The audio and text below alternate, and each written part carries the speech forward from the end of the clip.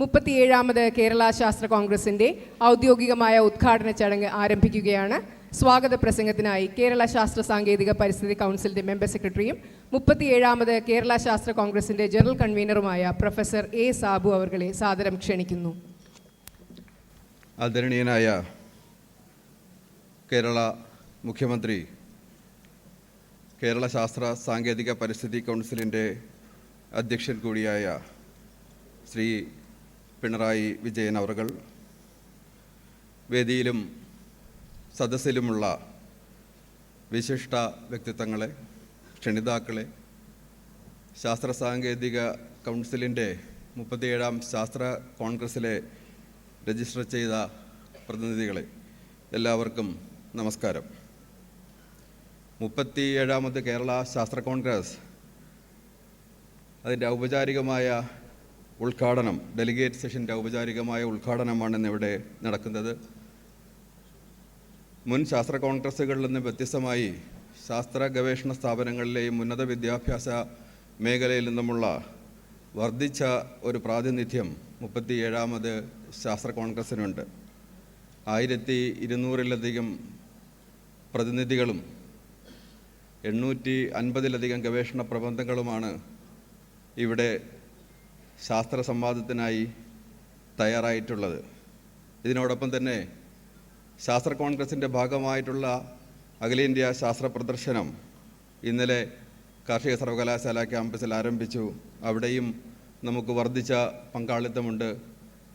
ശാസ്ത്ര സാങ്കേതിക ഗവേഷണ മേഖലയിലെയും വ്യവസായ മേഖലയിലെയും 120ഓളം സ്ഥാപനങ്ങളുടെ 165 സ്റ്റാളുകളാണ് ശാസ്ത്ര പ്രദർശന വേദിയിൽ സജ്ജമാക്കിയിട്ടുള്ളത്. ഈ ആമുഖത്തോടെ ഞാൻ എൻ്റെ കടമയിലേക്ക് കടക്കുകയാണ്. 37ാമത് കേരള ശാസ്ത്ര കോൺഗ്രസ് ഉദ്ഘാടനം ചെയ്യുന്നത് ബഹുമാന്യനായ കേരള മുഖ്യമന്ത്രി, ശാസ്ത്ര സാങ്കേതിക കൗൺസിൽ അധ്യക്ഷൻ ശ്രീ പിണറായി വിജയൻ അവർകളാണ്. ശാസ്ത്ര സാങ്കേതിക മേഖലയ്ക്ക് ഏറ്റവും വലിയ പിന്തുണയാണ് അദ്ദേഹത്തിൻ്റെ സർക്കാരിൽ നിന്ന് നമുക്ക് ലഭിച്ചുകൊണ്ടിരിക്കുന്നത്. ഈ കഴിഞ്ഞ ദിവസം കേരള നിയമസഭയിൽ അവതരിപ്പിച്ച സംസ്ഥാന ബഡ്ജറ്റിലും നിരവധി പദ്ധതികൾക്കായും ശാസ്ത്ര സാങ്കേതിക മേഖലയിലെ ഗവേഷണ സ്ഥാപനങ്ങൾക്കായാലും വലിയ ഒരു തുകയാണ് സംസ്ഥാന സർക്കാർ നീക്കിവച്ചിരിക്കുന്നത്. എക്കാലത്തും അദ്ദേഹം ഈ മേഖലയ്ക്ക് നൽകുന്ന പിന്തുണയെ ഞങ്ങൾ നന്ദിപൂർവ്വം സ്മരിക്കുകയാണ്. ശാസ്ത്ര സാങ്കേതിക പരിസ്ഥിതി കൗൺസിലിൻ്റെ ആഭിമുഖ്യത്തിൽ മികവിൻ്റെ കേന്ദ്രങ്ങൾ 4 ബഡ്ജറ്റ് പ്രഖ്യാപനത്തിൽ അറിയിച്ചത്. ഏറെ ആദരവോടെ 37ാം ശാസ്ത്ര കോൺഗ്രസിൻ്റെ ഉദ്ഘാടന വേദിയിലേക്ക് അദ്ദേഹത്തെ സ്വാഗതം ചെയ്യുകയാണ്. ഈ യോഗത്തിൽ അധ്യക്ഷത വഹിക്കുന്നത് ശാസ്ത്ര സാങ്കേതിക പരിസ്ഥിതി കൗൺസിലിൻ്റെ എക്സിക്യൂട്ടീവ് വൈസ് പ്രസിഡൻറ്റും ശാസ്ത്ര സാങ്കേതിക വകുപ്പിൻ്റെ എക്സ് ഒഫീഷ്യ പ്രിൻസിപ്പൽ സെക്രട്ടറിയുമായ പ്രൊഫസർ KP സുധീറാണ്. അദ്ദേഹം 37ാം ശാസ്ത്ര കോൺഗ്രസിൻ്റെ പ്രസിഡൻ്റ് കൂടിയാണ്. ഔപചാരികതയുടെ പേരിൽ പ്രൊഫസർ സുധീറിനെ ഈ വേദിയിലേക്ക് സ്വാഗതം ചെയ്യുന്നു. നമ്മുടെ ഇന്നത്തെ വിശിഷ്ടാതിഥി ബഹുമാന്യനായ റവന്യൂ വകുപ്പ് മന്ത്രി അഡ്വക്കേറ്റ് K രാജനാണ്. ശാസ്ത്ര കോൺഗ്രസ് തൃശ്ശൂർ നഗരത്തിലാണ് സംഘടിപ്പിക്കുന്നതെന്നുള്ളത് അദ്ദേഹത്തെ അറിയിച്ച നിമിഷം മുതൽ എല്ലാവിധ പിന്തുണയും അദ്ദേഹവും അദ്ദേഹത്തിൻ്റെ വകുപ്പും ഓഫീസും തന്നെ ഇതിൻ്റെ സംഘാടകർക്ക് നൽകുന്നുണ്ട്. ഉദ്ഘാടന ചടങ്ങിലേക്ക് ക്ഷണിക്കുമ്പോഴും അദ്ദേഹത്തിൻ്റെ മറ്റു തിരക്കുകളെല്ലാം മാറ്റിവെച്ചുകൊണ്ട് നമ്മോടൊപ്പം കൃത്യസമയത്ത് തന്നെ എത്തിച്ചേരുകയുമുണ്ടായി. ഏറെ ആദരവോടെ അഡ്വക്കേറ്റ് K രാജനെ, ബഹുമാന്യനായ മന്ത്രിയെ ഈ വേദിയിലേക്ക് സ്വാഗതം ചെയ്യുന്നു. പ്രൊഫസർ MK ജയരാജ് 37ാം ശാസ്ത്ര കോൺഗ്രസിൻ്റെ ചെയർമാനാണ്. അദ്ദേഹത്തിൻ്റെ നേതൃത്വത്തിലുള്ള ശാസ്ത്ര കോൺഗ്രസ് കമ്മിറ്റിയാണ് ശാസ്ത്ര കോൺഗ്രസ് നിയന്ത്രിക്കുന്നത്. കോഴിക്കോട് സർവകലാശാലയുടെ മുൻ വൈസ് ചാൻസലറും പ്രമുഖ ഭൗതിക ശാസ്ത്ര ഗവേഷകനുമായ പ്രൊഫസർ MK ജയരാജിനെ ഏറെ ആദരവോടെ സ്വാഗതം ചെയ്യുന്നു.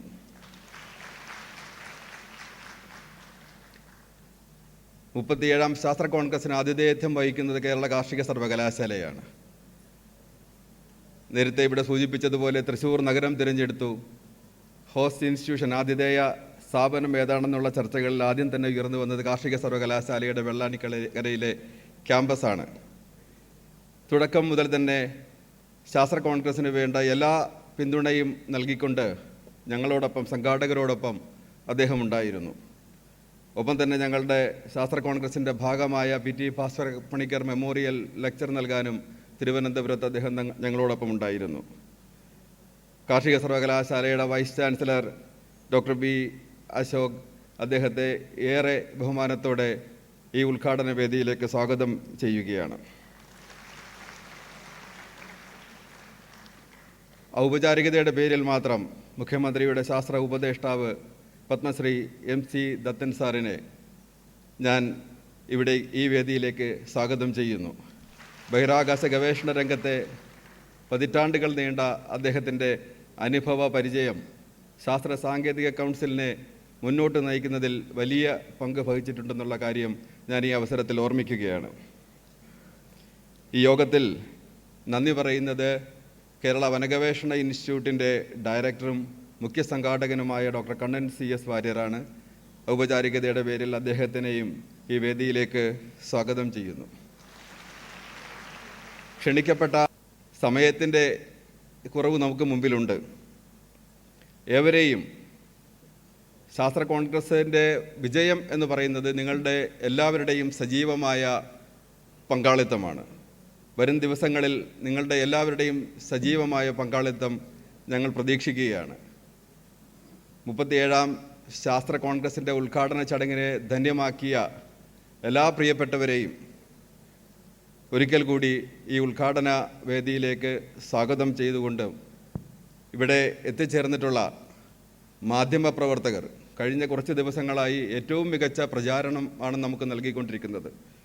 മാധ്യമപ്രവർത്തകരെയും സ്വാഗതം ചെയ്തുകൊണ്ട് ഞാൻ എൻ്റെ വാക്കുകൾ അവസാനിപ്പിക്കുന്നു. നന്ദി, നമസ്കാരം. നന്ദി സർ. 37ാമത് കേരള ശാസ്ത്ര കോൺഗ്രസിനെ കുറിച്ച് നമ്മോട് സംസാരിക്കുന്നതിനായി ഈ ശാസ്ത്ര കോൺഗ്രസിൻ്റെ ചെയർമാനും കാലിക്കറ്റ് യൂണിവേഴ്സിറ്റി മുൻ വൈസ് ചാൻസലറുമായ പ്രൊഫസർ MK ജയരാജ് അവരെ സാദരം ക്ഷണിക്കുന്നു.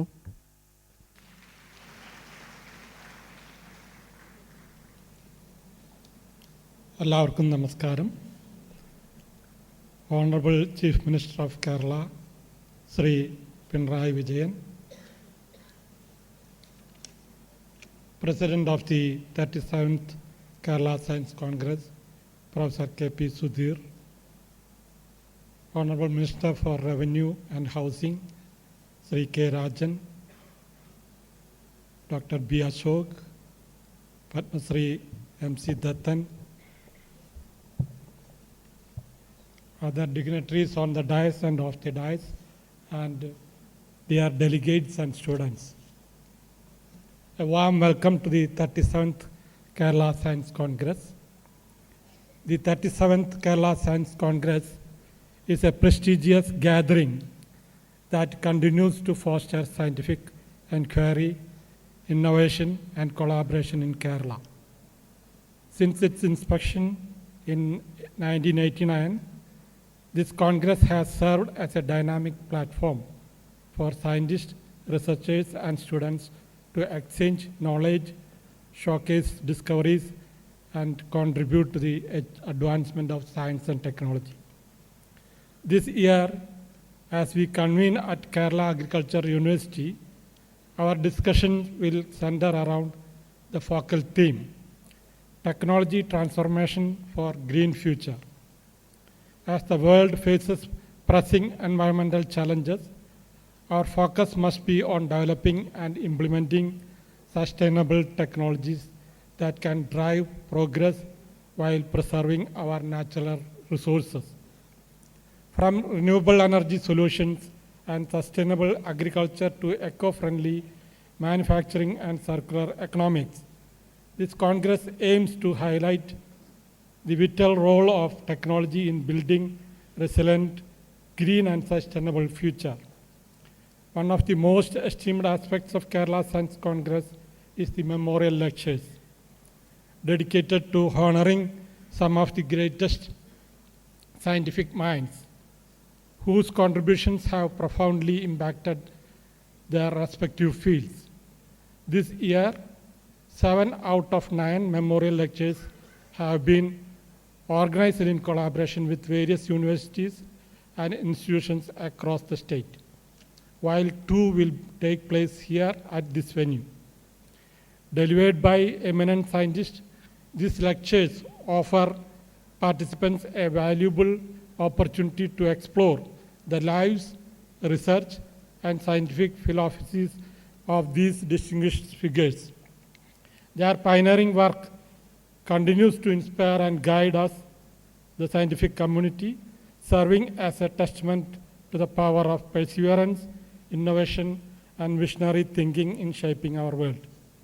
Another key highlight of this Congress is presentation of research papers and posters by experts and young researchers from 13 diverse scientific disciplines. This year, we have 350 oral presentation and 400 poster presentation, making this one of the largest, most comprehensive scientific gathering in Kerala. These presentations will not only showcase cutting-edge research, but also highlight how science can directly or indirectly contribute to a greener, more sustainable future. Beyond paper presentation, we have a series of exciting events lined up. The Science Expo, featuring the innovations from national research institutions and R&D organizations and startups. The PG Students Interactive Session, offering young scholars a rare opportunity to engage with eminent scientists. Memorial lectures, as I already described, celebrating the contributions of pioneering scientific visionaries. Walk with Scientists, an initiative where selected school students will have the chance to interact with renowned scientists in more informal and inspiring setting. SciCall, a challenge where youth proposes scientific solutions to local problems. A particularly exciting addition this year is the Startup Conclave, a unique platform that will bring together innovators, entrepreneurs, and thought leaders in science and technology. This conclave aims to bridge the gap between research and industry, allowing startups to showcase their breakthroughs and engage with investors, policymakers, and mentors. By mentoring a strong startup ecosystem in Kerala, we hope to transform research into real-world applications that benefit society and environment. The Kerala Science Congress is more than just an event. It is a movement that connects knowledge, innovation, and sustainability. It reflects Kerala's unwavering commitment to scientific excellence, environmental responsibility, and technological progress. As we embark on this journey, I encourage all participants to make the most of this platform, collaborate, exchange ideas, and inspire one another. Together, let us harness the power of science and technology to build a greener, smarter, and more sustainable future for generations to come. I welcome all the participants for the 37th Kerala Science Congress. Thank you. Thank you, sir. അധ്യക്ഷ പ്രസംഗത്തിനായി കേരള ശാസ്ത്ര സാങ്കേതിക പരിസ്ഥിതി കൗൺസിലിന്റെ executive vice പ്രസിഡന്റും Kerala Science Congress stands as a vibrant platform that unites scientists, researchers, academicians, policymakers, and students, creating an environment of collaboration and intellectual exchange. It reflects our collective dedication to addressing global challenges, exploring new horizons, and translating scientific progress into tangible benefits for the society.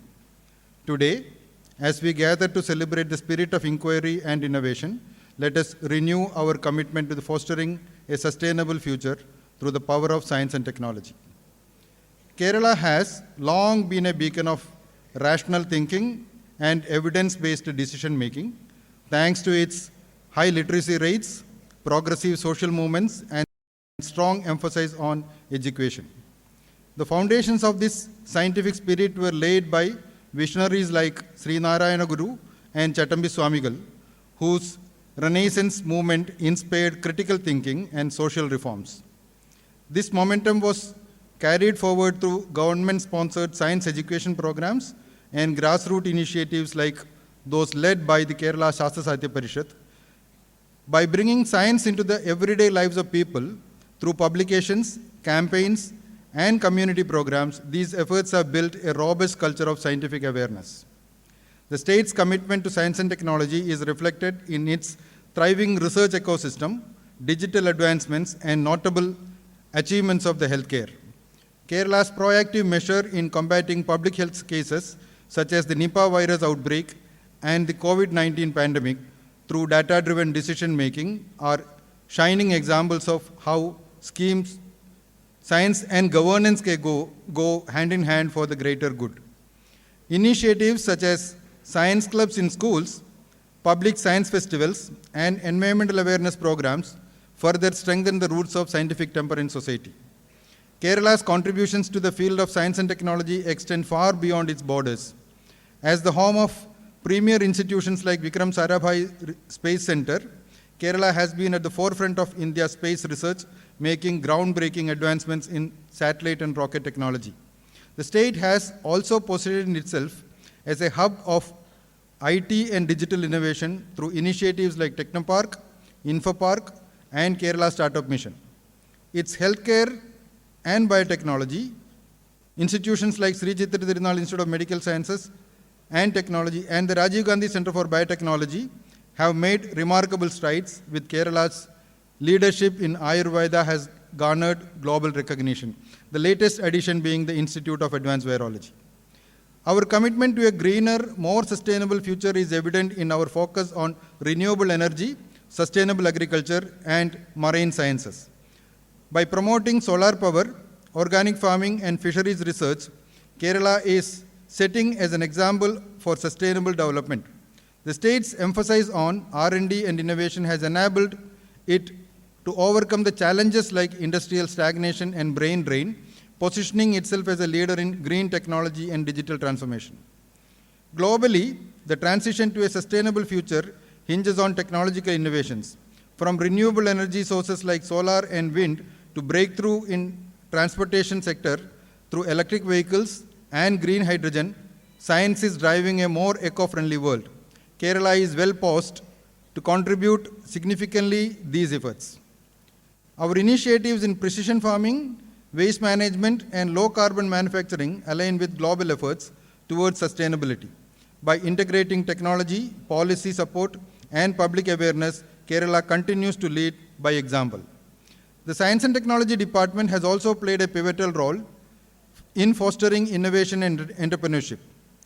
With initiatives like the Centers of Excellences in microbiome and nutraceuticals, Kerala is making strides in areas like healthcare and biodiversity conservation. The planned elevation of the Kerala School of Mathematics and the Institute of Climate Change Studies into Centers of Excellences reflects the state's commitment to addressing future challenges. In closing, I want to reaffirm Kerala's dedication to advancing science, technology, and innovation as a tool for sustainable and inclusive development. With its strong educational foundation, progressive policies, and vibrant research ecosystem, Kerala will continue to serve as a model for the world in harnessing the power of science for the betterment of the society. The Kerala Science Congress is a flagship event organized by the KSCSTE, and it's a moment of pride to be part of the 37th edition today. This year, the event has garnered an impressive response with over 1,500 delegates registered for the participation. I am confident that insightful deliberations and discussions during the 37th Kerala State Science Congress will foster greater collaboration and networking, ultimately aiding the government in refining the policies for better serving the society. My best wishes to the 37th Kerala Science Congress. Thank you. Thank you, sir. ദീപം കൊളുത്തി 37ാമത് കേരള ശാസ്ത്ര കോൺഗ്രസ് ഉദ്ഘാടനം ചെയ്യുന്നതിനായി നമ്മുടെ ബഹുമാനപ്പെട്ട മുഖ്യമന്ത്രിയും കേരള ശാസ്ത്ര സാങ്കേതിക പരിസ്ഥിതി കൗൺസിലിന്റെ അധ്യക്ഷനുമായ ശ്രീ പിണറായി വിജയൻ അവരെ ക്ഷണിക്കുന്നു.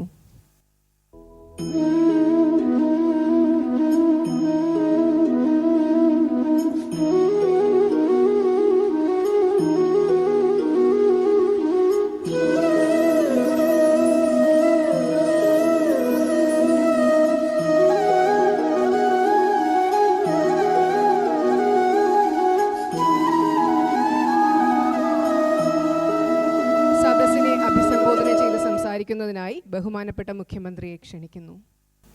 സഹോദരീ സഹോദരന്മാരെ, 37ാമത് കേരള ശാസ്ത്ര കോൺഗ്രസ്സിൽ പങ്കെടുക്കാൻ കഴിഞ്ഞതിലുള്ള സന്തോഷം ആദ്യമേ തന്നെ രേഖപ്പെടുത്തട്ടെ. കഴിഞ്ഞ 3.5 പതിറ്റാണ്ടിലേറെ കാലം കൊണ്ട് കേരളത്തിൻ്റെ ശാസ്ത്ര സാങ്കേതിക പുരോഗതിക്ക് ആവശ്യമായ സംഭാവനകൾ നൽകുന്ന പ്രധാനപ്പെട്ട ഒരു പരിപാടിയായി കേരള ശാസ്ത്ര കോൺഗ്രസ് മാറിയിട്ടുണ്ട്.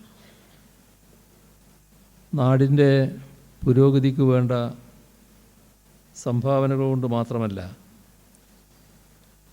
രാജ്യത്തിനാകെ മാതൃകയാകും തരത്തിലുള്ള സംഘാടനം, ചർച്ചകൾ എന്നിവ കൊണ്ടും ഈ ശാസ്ത്ര കോൺഗ്രസ് ശ്രദ്ധേയമാണ്.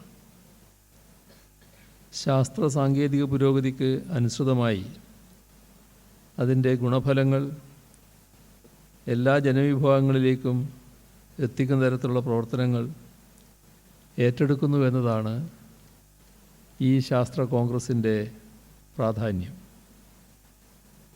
ശാസ്ത്രവും അന്ധവിശ്വാസവും തമ്മിലുള്ള വേർതിരിവ് ഇല്ലാതാക്കിക്കൊണ്ട് അന്ധവിശ്വാസങ്ങളെ ശാസ്ത്രത്തിനു മേൽ പ്രതിഷ്ഠിക്കാനുള്ള ശ്രമങ്ങൾ നടക്കുന്ന ഈ കാലത്ത് അതിനെതിരെ ശാസ്ത്രീയതയിലൂന്നിയ ചെറുത്തുനിൽപ്പ് നടത്തുന്നു എന്നതാണ് ഈ സയൻസ് കോൺഗ്രസിൻ്റെ മറ്റൊരു പ്രാധാന്യം.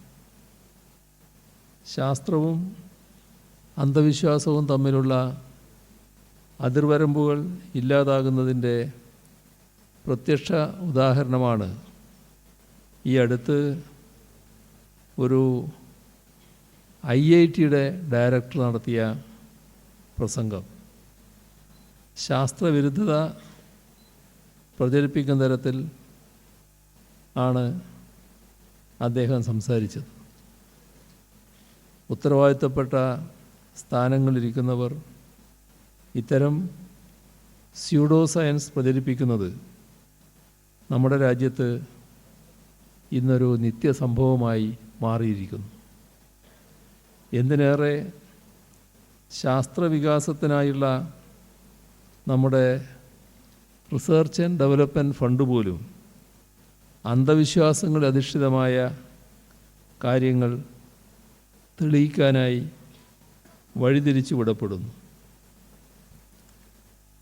ഒരു നൂറ്റാണ്ടിലേറെ ചരിത്രമുള്ള ഇന്ത്യൻ സയൻസ് കോൺഗ്രസ് ഇപ്പോൾ നടക്കുന്നില്ല. എന്നാൽ മുൻ വർഷങ്ങളിൽ നടന്നപ്പോൾ എന്താണ് സംഭവിച്ചത്? 2015 നടന്ന ഇന്ത്യൻ സയൻസ് കോൺഗ്രസ് അശാസ്ത്രീയമായ ഒട്ടേറെ കാഴ്ചപ്പാടുകൾ കൊട്ടിഘോഷിക്കുന്നത് കേൾക്കേണ്ടി വന്നു.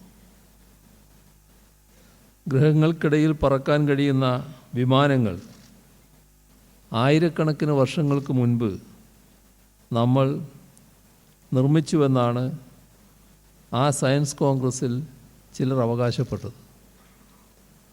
2016 സയൻസ് കോൺഗ്രസ്സിൽ ഗുജറാത്തിലെ സർവകലാശാലകളിൽ നിന്ന് വന്ന ഗവേഷകർ നടത്തിയ അവകാശവാദം ഗോമൂത്രത്തിൽ സ്വർണം ഉണ്ട് എന്നായിരുന്നു. 2017 സയൻസ് കോൺഗ്രസ്സിൽ നമ്മുടെ പുരാണങ്ങളുടെയും ഇതിഹാസങ്ങളുടെയും ശാസ്ത്രീയ അസ്തിത്വം വിശദീകരിക്കുന്നതിനുള്ള ഒരു പ്രദർശനം സംഘടിപ്പിച്ചു. അറ്റോമിക് ഫ്യൂഷൻ്റെ കണ്ടെത്തലുകളും അതുവഴിയുള്ള ആയുധ നിർമ്മാണങ്ങളും പുരാണ കാലഘട്ടത്തിലേ ഉണ്ട് എന്ന് സമർത്ഥിക്കാൻ ശ്രമിക്കുകയായിരുന്നു ആ സെഷനിലൂടെ ചെയ്തത്. 2018 സയൻസ് കോൺഗ്രസ്സിൽ അന്നത്തെ ശാസ്ത്ര സാങ്കേതിക വകുപ്പ് മന്ത്രി തന്നെ അന്ധവിശ്വാസം പ്രചരിക്കുന്നതിന് ആദരണീയനായ ശാസ്ത്രജ്ഞൻ സ്റ്റീഫൻ ഹോക്കിങ്ങിനെ തെറ്റായി ഉദ്ധരിക്കുന്ന നിലയുണ്ടായി. 2019 സയൻസ് കോൺഗ്രസ്സിൽ കൗരവർ ജനിച്ചത് സ്റ്റെം സെല്ലിൽ നിന്നാണെന്നും ടെസ്റ്റ് ട്യൂബ് ശിശുക്കൾ അന്നേ ഉണ്ടായിരുന്നുവെന്നും ഒരു സർവകലാശാല വൈസ് ചാൻസലർ അവകാശപ്പെട്ടു. 2020 ദിനോസറുകളെ കണ്ടെത്തിയത് ബ്രഹ്മാവാണ് എന്ന അവകാശവാദവുമായാണ് ഒരു പ്രശസ്ത ശാസ്ത്രജ്ഞനെത്തിയത്. AI ഉൾപ്പെടെയുള്ള സാങ്കേതിക വിദ്യകൾ ലോകത്താകെ വലിയ മാറ്റങ്ങൾ ഉണ്ടാക്കുന്നൊരു കാലത്താണ് അത്തരം നൂതന മേഖലകളിൽ ശ്രദ്ധ പതിപ്പിക്കാതെ ഇല്ലാത്ത കാര്യങ്ങൾ പ്രചരിപ്പിക്കാൻ നമ്മുടെ രാജ്യത്തിൻ്റെ വിഭവങ്ങൾ ചെലവഴിക്കപ്പെടുന്നത്. രാജ്യം മുന്നോട്ട് പോവുകയാണോ അതോ പിന്നോട്ട് നീങ്ങുകയാണോ എന്ന് നാം ചിന്തിക്കണം. സയൻസ് കോൺഗ്രസ്സുകളിൽ ശാസ്ത്രജ്ഞരാണോ അവരുടെ വേഷമിട്ട വർഗീയ പുനരുജ്ജീവന വാദക്കാരാണോ എത്തുന്നത് എന്നത് പരിശോധിക്കണം. അത് യഥാർത്ഥ ശാസ്ത്രജ്ഞരായ നിങ്ങളുടെ കടമയാണ്. ശാസ്ത്രം പഠിച്ച് എന്നതുകൊണ്ട് തന്നെ അത്തരം ആളുകളെ കൊണ്ട് തന്നെ, അതായത് ശാസ്ത്രജ്ഞരെ കൊണ്ട് തന്നെ അശാസ്ത്രീയത പ്രചരിപ്പിക്കാനുള്ള വേദിയായി ദേശീയ സയൻസ് കോൺഗ്രസ് മാറി എന്നത് രാജ്യത്തെ സ്നേഹിക്കുന്നവർ എല്ലാവരും ചിന്തിക്കേണ്ട കാര്യമാണ്. ഈയൊരു ദേശീയ സാഹചര്യത്തിൽ ഇന്ത്യൻ ഭരണഘടനയുടെ ആർട്ടിക്കിൾ 51 പ്രതിപാദിക്കുന്നത് പോലെ ശാസ്ത്രപ്രചാരണം നടത്തുന്നതിനും സമൂഹത്തിൽ സയൻറ്റിഫിക് ടെമ്പർ വർദ്ധിപ്പിക്കുന്നതിനും ഉതകുന്ന ഒന്നാകണം കേരളത്തിൻ്റെ ശാസ്ത്ര കോൺഗ്രസ്.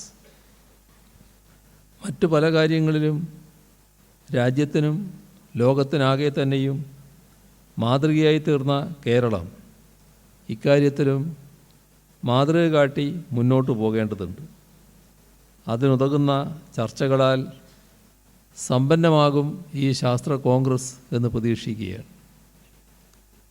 ശാസ്ത്ര ഗവേഷണങ്ങളും ശാസ്ത്രപ്രവർത്തനങ്ങളും മാനവരാശിയുടെ ബ്രൈറ്റ് ഫ്യൂച്ചറും ഗ്രീൻ ഫ്യൂച്ചറും ഒരുപോലെ ലക്ഷ്യം വെക്കുന്നവയായിരിക്കണമെന്ന് കഴിഞ്ഞ ശാസ്ത്ര കോൺഗ്രസ് ഉദ്ഘാടനം ചെയ്തുകൊണ്ട് സൂചിപ്പിച്ചിരുന്നു. ഇത്തവണത്തെ ശാസ്ത്ര കോൺഗ്രസ് സ്വീകരിച്ചിരിക്കുന്ന ആപ്തവാക്യം അതിനോട് ചേർന്ന് നിൽക്കുന്നതാണ് എന്ന കാര്യത്തിൽ സന്തോഷമുണ്ട്. Technology transformation for a green future എന്നതാണ് ഇത്തവണത്തെ സയൻസ് കോൺഗ്രസിൻ്റെ ആപ്തവാക്യം. തികച്ചും കാലിക പ്രസക്തമാണത്. കാലാവസ്ഥാ വ്യതിയാനവും പ്രകൃതിക്ഷോഭങ്ങളും ലോകത്താകമാനം ഉണ്ടാവുകയാണ്. കഴിഞ്ഞ ഒരു പതിറ്റാണ്ടിനിടെ നിരവധി പ്രകൃതിക്ഷോഭങ്ങളെ നമ്മുടെ നാടിന് നേരിടേണ്ടതായി വന്നിട്ടുണ്ട്. ഇതിന് കാരണമാകുന്നത് കാലാവസ്ഥാ വ്യതിയാനമാണ്. ഏതെങ്കിലും ഒരു പ്രത്യേക പ്രദേശമോ ഏതെങ്കിലും ഒരു പ്രത്യേക വിഭാഗമോ മാത്രം മനസ്സ് വച്ചാൽ കാലാവസ്ഥാ വ്യതിയാനത്തെ ചെറുക്കാൻ കഴിയില്ല. അതിനുതകുന്ന നയരൂപീകരണം നടത്തേണ്ട വേദികളാകട്ടെ ഐകകണ്ഠ്യേനയുള്ള തീരുമാനങ്ങളൊന്നും കൈക്കൊള്ളുന്നുമില്ല. ഇക്കഴിഞ്ഞ COP29 ഉച്ചകോടി തന്നെ ഒരു ഉദാഹരണം. കാർബൺ ബഹിർഗമനം കുറക്കുന്നതിനോ അമിത ലാഭം കൊയ്യുന്നതിനുള്ള ചൂഷണം നിയന്ത്രിക്കുന്നതിനോ വ്യക്തമായ മാർഗരേഖകളൊന്നും ആ ഉച്ചകോടിയിൽ രൂപപ്പെട്ടില്ല. അതുകൊണ്ട് തന്നെ എല്ലാവരും ഒരുമിച്ച് തീരുമാനിക്കട്ടെ, എന്നിട്ട് നമുക്ക് നടപടികൾ കൈക്കൊള്ളാം എന്ന ധാരണയല്ല ഇക്കാര്യത്തിൽ സംസ്ഥാന സർക്കാരിനുള്ളത്. കാലാവസ്ഥാ വ്യതിയാനത്തെ ചെറുക്കുന്നതിന് നമ്മളാൽ കഴിയും വിധമുള്ള കാര്യങ്ങൾ ചെയ്തുകൊണ്ട് തന്നെ കേരളം മുന്നോട്ട് പോവുകയാണ്. ഇലക്ട്രിക് വാഹനങ്ങൾക്ക് പ്രോത്സാഹനം നൽകിയും ഗ്രീൻ ഹൈഡ്രജൻ ഹബ്ബുകളുണ്ടാക്കിയും പുനരുപയോഗ സാധ്യതയുള്ള ഊർജ്ജ സ്രോതസ്സുകളെ ഉപയോഗപ്പെടുത്തിയുമെല്ലാം നാം മുന്നോട്ട് പോവുകയാണ്.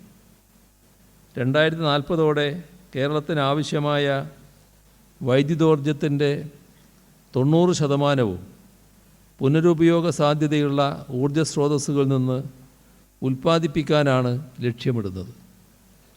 2050 കേരളത്തെ കാർബൺ ന്യൂട്രൽ അഥവാ നെറ്റ് സീറോ കാർബൺ എമിഷൻ സംസ്ഥാനമാക്കി മാറ്റാനാണ് ശ്രമിക്കുന്നത്. ഗ്രീൻ ഫ്യൂച്ചർ എന്ന ലക്ഷ്യത്തെ എത്ര ഗൗരവത്തോടെയാണ് സംസ്ഥാന സർക്കാർ കാണുന്നത് എന്നത് ഇതിൽ നിന്ന് തന്നെ വ്യക്തമാണ്. സർക്കാരിൻ്റെ ഇത്തരം മുൻകൈകളെ ശക്തിപ്പെടുത്താനും ലോകത്താകമാനമുള്ള നൂതന സാങ്കേതിക ആശയങ്ങളെ നമ്മുടെ ശാസ്ത്ര വിജ്ഞാന വ്യവസ്ഥയിലേക്ക് സന്നിവേശിപ്പിക്കാനും കഴിയുന്ന ഒന്നായി ഈ ശാസ്ത്ര കോൺഗ്രസ് മാറണം. Technology transformation for a green future എന്നതാണല്ലോ ഈ കോൺഗ്രസിൻ്റെ ആപ്തവാക്യം. ശാസ്ത്രവും സാങ്കേതികവിദ്യയും തമ്മിലുള്ള വ്യത്യാസം എന്താണെന്ന് നിങ്ങൾക്കറിയാവുന്നതാണ്. ശാസ്ത്രം ഗവേഷണ ഫലങ്ങളുടെ അടിസ്ഥാനത്തിൽ രൂപപ്പെടുന്ന കണ്ടെത്തലുകളാണെങ്കിൽ സാങ്കേതിക വിദ്യകൾ മനുഷ്യൻ്റെ ആവശ്യങ്ങൾക്കനുസരിച്ച് അവയെ പ്രായോഗികമാക്കാനായി സൃഷ്ടിക്കപ്പെടുന്നവയാണ്. മോട്ടോർ വാഹനങ്ങളും കമ്പ്യൂട്ടറുകളും ഇൻ്റർനെറ്റും എല്ലാം രൂപപ്പെട്ടു വന്നത് മാനവരാശിയുടെ മാറുന്ന ആവശ്യങ്ങൾക്കനുസരിച്ചാണ്. ഇത്തരത്തിൽ ഡിമാൻഡ് ബേസ്ഡ് ആണെന്ന് പറയുമ്പോഴും സാങ്കേതികവിദ്യയും ശാസ്ത്ര ഗവേഷണ ഫലങ്ങളും ലോകമാകെയുള്ള ജനതയ്ക്ക് എത്ര കണ്ട് ഉപകാരപ്പെടുന്നു എന്നത് പരിശോധിക്കപ്പെടേണ്ടതുണ്ട്. വാക്സിനുകളുടെ കാര്യം തന്നെ ഒരു ഉദാഹരണം. പല മൂന്നാം ലോക രാജ്യങ്ങൾക്കും ഇന്നും വാക്സിനേഷൻ കൃത്യമായി നൽകാൻ കഴിയുന്നില്ല. അതിൻ്റെ ഭാഗമായി രോഗവ്യാപനങ്ങളും കെടുതികളും അവിടങ്ങളിൽ സംഭവിക്കുന്നുണ്ട്. എന്തുകൊണ്ടാണ് ഇങ്ങനെ സംഭവിക്കുന്നത്? രോഗം മാറ്റാൻ മരുന്ന് കണ്ടെത്തിയാൽ കണ്ടെത്തിയവരുടെ രാജ്യം അതിന് പേറ്റൻ്റ് എടുക്കുകയാണ്. പേറ്റൻ്റ് ചെയ്യപ്പെട്ട മരുന്ന് വാങ്ങണമെങ്കിൽ പല രാജ്യങ്ങളും വലിയ തുക നൽകേണ്ടതായി വരുന്നു. ദരിദ്ര രാജ്യങ്ങൾക്ക് അതിനൊട്ട് കഴിയുന്നുമില്ല. ഈ ഒരു ഘട്ടത്തിൽ ശാസ്ത്ര ഗവേഷണ ഫലങ്ങളുടെയും സാങ്കേതിക വിദ്യകളുടെയും പേറ്റൻറ്റുകൾ സംബന്ധിച്ച് പുതിയ തലത്തിലുള്ള ചർച്ചകൾ ഉയർന്നു വരേണ്ടതുണ്ട്. എന്നാൽ മാത്രമേ ലോകത്തിനാകെ ശാസ്ത്ര ഗവേഷണത്തിൻ്റെ ഗുണഫലങ്ങൾ ലഭിക്കുകയുള്ളൂ. ശാസ്ത്രത്തിനും സാങ്കേതിക വിദ്യക്കും യഥാർത്ഥത്തിൽ എന്താണ് ചെയ്യാൻ കഴിയുക എന്നും അത് ഇപ്പോൾ എന്ത് ചെയ്തുകൊണ്ടിരിക്കുന്നത് എന്നും നമ്മൾ തിരിച്ചറിയണം. ശാസ്ത്ര ഗവേഷണ ഫലങ്ങളെ സാങ്കേതിക വിദ്യയാക്കി പരിണമിപ്പിച്ചുകൊണ്ട് പാലസ്തീനിൽ കൂട്ടക്കുരുതികൾ നടത്തിയത് നാം കണ്ടതാണ്. അതുണ്ടാകാൻ പാടുണ്ടോ എന്നത് ശാസ്ത്ര സമൂഹം ചർച്ച ചെയ്യണം. മറ്റൊരു വശത്ത് മഹാമാരികൾക്കെതിരെ നിലകൊള്ളുന്ന വൻമതിലുകളായി ശാസ്ത്രവും സാങ്കേതികവിദ്യയും മാറിത്തീരുന്നതും നാം കാണുന്നു. ഇതിൽ ചെയ്യേണ്ടതേത്, ചെയ്തുകൂടാത്തതേത് എന്നത് പ്രത്യേകം പറയേണ്ടതില്ലല്ലോ. മികച്ച ശാസ്ത്ര അവബോധമുള്ള ഒരു സമൂഹത്തെ സൃഷ്ടിക്കണമെങ്കിൽ പല നിലക്കുള്ള ഇടപെടലുകൾ ആവശ്യമാണ്. ശാസ്ത്ര ഗവേഷണ സ്ഥാപനങ്ങളെ പ്രോത്സാഹിപ്പിക്കൽ, റിസർച്ച് ആൻഡ് ഡെവലപ്മെൻറ്റ് ഫണ്ട് ലഭ്യമാക്കൽ, ഗവേഷണ ഫലങ്ങൾ പൊതുസമൂഹത്തിലേക്ക് എത്തിക്കുന്നതിനുള്ള കാര്യക്ഷമമായ ഇടപെടലുകൾ നടത്തൽ, അതോടൊപ്പം തന്നെ 4ാം വ്യാവസായിക വിപ്ലവത്തിൻ്റെ കാലത്ത് ഉയർന്നു വരുന്ന നൂതന ആശയങ്ങൾക്കനുസൃതമായ സ്ഥാപനങ്ങൾക്ക് രൂപം നൽകൽ, ഇവയെല്ലാം ഇതിൻ്റെ ഭാഗമാണ്. അതിനുതകുന്ന ഇടപെടലുകൾ സംസ്ഥാന സർക്കാരിൻ്റെ ഭാഗത്തു നിന്നും ഉണ്ടാകുന്നുമുണ്ട്. ശാസ്ത്ര ഗവേഷണ സ്ഥാപനങ്ങളെ പ്രോത്സാഹിപ്പിക്കുന്നതിൽ നാം ഇന്ന് രാജ്യത്തിന് തന്നെ മാതൃകയായി തീർന്നിരിക്കുകയാണ്. 4 സയൻസ് പാർക്കുകൾ സ്ഥാപിക്കുമെന്ന് സംസ്ഥാന സർക്കാർ പ്രഖ്യാപിച്ചത് നിങ്ങൾ ഓർക്കുന്നുണ്ടാകും. ഇന്ത്യയിലെ ആദ്യത്തെ ഡിജിറ്റൽ സയൻസ് പാർക്ക് ഇതിനോടകം പ്രവർത്തനം ആരംഭിച്ചിട്ടുണ്ട്. മറ്റ് 3 നിർമ്മാണം പുരോഗമിച്ചു വരികയാണ്. ഇവയോടനുബന്ധിച്ച് ശാസ്ത്ര ഗവേഷണ രംഗത്ത് പൊതു സ്വകാര്യ സ്ഥാപനങ്ങൾ ഉയർന്നു വരാൻ എന്തൊക്കെ നടപടികൾ നമുക്ക് സ്വീകരിക്കാൻ കഴിയുമെന്ന കാര്യത്തിൽ ചർച്ചകളുണ്ടാകണം. സയൻസ് പാർക്കുകളോട് ചേർന്ന് ഇൻക്യുബേഷൻ ലാബുകൾ സജ്ജമാക്കുന്നത് പുതിയ ശാസ്ത്ര ഗവേഷണ സംരംഭങ്ങൾക്ക് തുടക്കം കുറിക്കുന്നതിന് ഊർജം പകരും. അത്തരത്തിലുള്ള എന്തെല്ലാം മാതൃകകൾ പിന്തുടരാമെന്ന് ആ കാര്യത്തിലും ചർച്ചകൾ ഉണ്ടാകണം. തിരുവനന്തപുരത്തെ തോന്നക്കലിൽ സംസ്ഥാന സർക്കാർ ഒരു ലൈഫ് സയൻസസ് പാർക്ക് സജ്ജമാക്കിയിരുന്നു. അവിടുത്തെ വൈറോളജി ഗവേഷണ കേന്ദ്രം ആഗോള നിലവാരമുള്ളതാണ്. ഈ ലൈഫ് സയൻസസ് പാർക്കിൽ centre for microbiomes, centre for nutraceuticals എന്ന മികവിൻ്റെ കേന്ദ്രങ്ങൾ പ്രവർത്തനം ആരംഭിച്ചിട്ടുണ്ട്. ഇവയെല്ലാം തന്നെ ഒരു ചങ്ങലയുടെ വിവിധ കണ്ണികൾ എന്ന നിലയിലാണ് സംസ്ഥാന സർക്കാർ വിഭാവനം ചെയ്തിട്ടുള്ളത്. ഏതെങ്കിലും ഒരു ശാസ്ത്രമേഖലയിൽ ഉണ്ടാകുന്ന ഗവേഷണ ഫലങ്ങൾ ആ ശാസ്ത്രമേഖലയിൽ മാത്രമായി ഒതുങ്ങി നിൽക്കേണ്ടതല്ല. ഈ ബോധ്യം ശാസ്ത്ര സാങ്കേതിക രംഗങ്ങളിലുള്ള എല്ലാവർക്കും ഉണ്ടാകണം. ബയോടെക്നോളജി മേഖലയിൽ ഉണ്ടാകുന്ന ശാസ്ത്ര ഗവേഷണ ഫലങ്ങളെ ആരോഗ്യരംഗത്തേക്കും അതുപോലെ തന്നെ ഭക്ഷ്യോൽപാദന രംഗത്തേക്കുമെല്ലാം എത്തിച്ചുകൊണ്ട് ആ മേഖലകളിലും ഉണർവുണ്ടാക്കാൻ കഴിയണം. അത്തരത്തിലുള്ള പരസ്പര പൂരകത്വ സ്വഭാവത്തോടെ പ്രവർത്തിക്കാൻ ശാസ്ത്ര സ്ഥാപനങ്ങളും ഗവേഷകരും ശ്രദ്ധിക്കണം.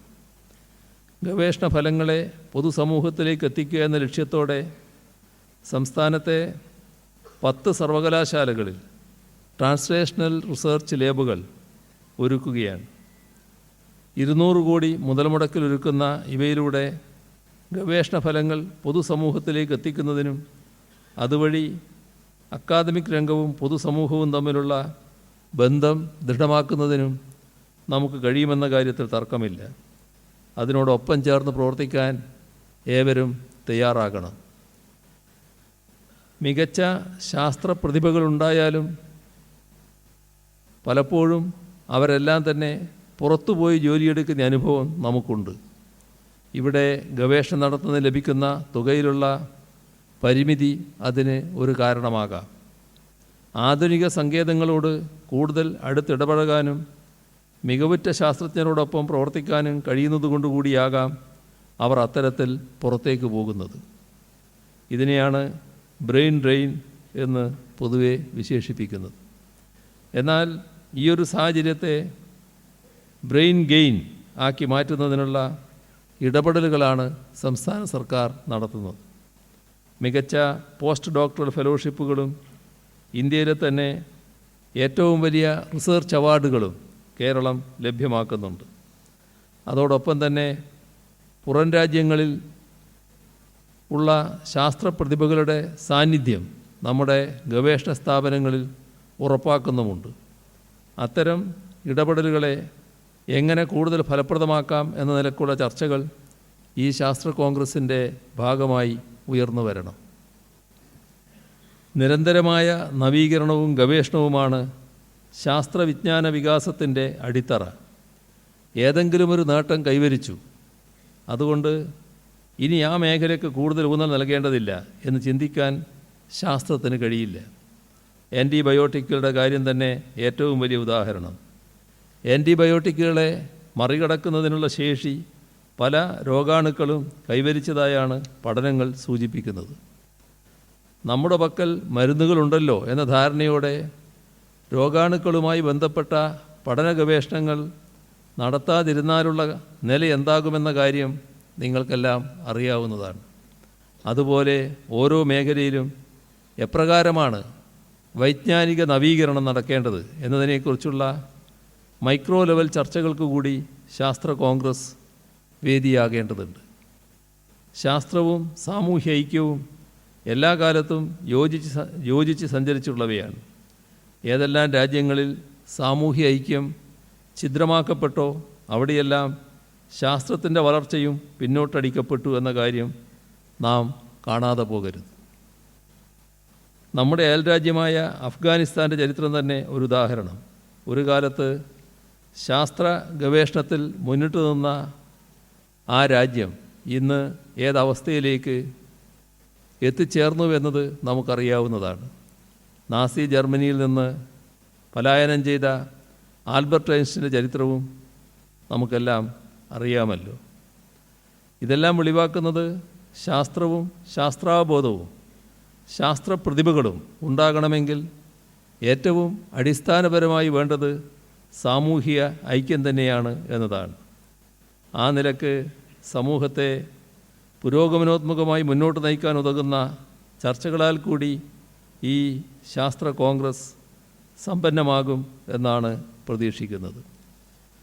ശാസ്ത്ര സാങ്കേതിക വിദ്യയുടെ വികസനത്തിനും പുരോഗതിക്കും നിസ്തുലമായ സംഭാവനകൾ നൽകിയ കേരളത്തിൽ നിന്നുള്ള വ്യക്തികളെ അംഗീകരിക്കുന്നതിനും ആദരിക്കുന്നതിനുമായി സംസ്ഥാന സർക്കാർ ശാസ്ത്ര സാങ്കേതിക പരിസ്ഥിതി കൗൺസിലുമായി ചേർന്ന് വർഷം തോറും നൽകുന്ന വിശിഷ്ട അവാർഡാണ് ശാസ്ത്ര പുരസ്കാരം. പ്രമുഖ ശാസ്ത്രജ്ഞരായ professor MS Valiathan, professor MS Swaminathan, professor Iyengar, professor Thanu Padmanabhan, ഈ വിശിഷ്ട ശാസ്ത്ര പ്രതിഭകളെയെല്ലാം മുൻവർഷങ്ങളിൽ ഈ പുരസ്കാരം നൽകി നാം ആദരിച്ചിട്ടുണ്ട്. 2023 ശാസ്ത്ര പുരസ്കാരത്തിന് ISRO മുൻ ചെയർമാൻ ഡോക്ടർ S സോമനാഥിനെ തിരഞ്ഞെടുത്ത വിവരം സന്തോഷത്തോടെ പ്രഖ്യാപിക്കാൻ ഞാൻ ആഗ്രഹിക്കുകയാണ്. പുരസ്കാര ചടങ്ങ് പ്രത്യേകമായി സംഘടിപ്പിച്ച് പുരസ്കാരം നൽകുന്നതുമാണ്. മറ്റു കൂടുതൽ കാര്യങ്ങളിലേക്ക് കടക്കാതെ നിറഞ്ഞ സന്തോഷത്തോടെ ഈ ശാസ്ത്ര കോൺഗ്രസിൻ്റെ ഔപചാരികമായ ഉദ്ഘാടനം നിർവഹിച്ചതായി അറിയിച്ചുകൊണ്ട് അവസാനിപ്പിക്കുന്നു. നിങ്ങൾക്കെൻ്റെ സ്നേഹാഭിവാദനം. നന്ദി സർ.